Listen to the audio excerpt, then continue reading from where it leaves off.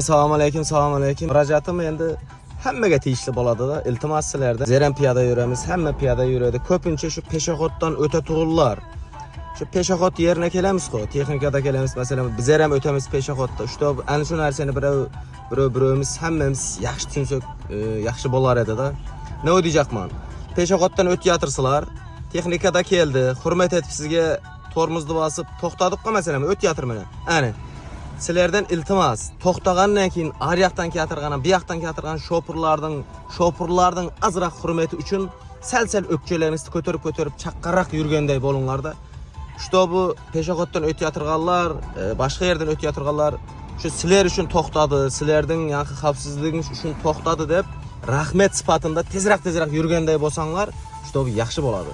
Her kim esanan menziline yetib olsin, peshoxoddan o'tganda ehtiyot bo'lib, o'ngga chapga qarab o'tib yotdan chiqadi. Hamma emas, aksariyatda ichida bo'ladi deydi u. Ko'pchilik shu peshoxoddan yo'ldan o'tuvchilar to'xtab turuvga texnika shunga majbur deb yetibgandek bo'ladi-da. To'g'ridir. Masalan, qayerlarda majbur to'xtab turuvga shofir, lekin baribir hurmat bo'ladi birov-birovga. Shofir yo'lovchining shofirga hurmati bo'ladi.